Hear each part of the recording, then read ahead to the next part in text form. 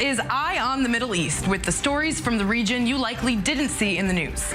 Nearly half of the United States arms exports over the past 5 years have gone to the Middle East. According to a study by the Stockholm International Peace Research Institute, Saudi Arabia secured its place as the world's second biggest global arms importer.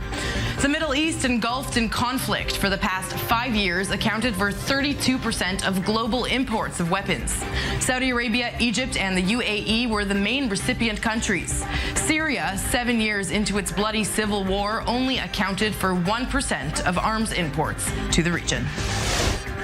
Egypt is getting on the fake news train just a couple weeks ahead of elections.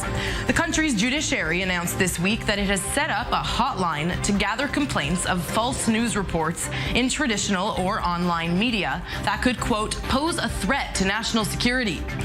Last week, Egypt's government press center called for a boycott of the BBC over a report on human rights it said was false. Uber Eats, the Uber-owned food delivery service, will expand to over 100 cities, including in the Middle East. So far, they've listed Egypt as an upcoming market, but the company didn't mention specific cities as of yet, and has yet to release its full expansion list. Presently, Uber Eats operates in 200 cities around the globe, including some locations where Uber's primary ride-hailing service has yet to launch. More than 1,500 medical students and interns protested this week in Tunis in front of the National Health Ministry. They're standing against a legislative reform that pushes back the delivery of a diploma by several years. And in general, they're demanding greater rights for medical interns. The reform also prevents students from learning skills they require in order to work abroad.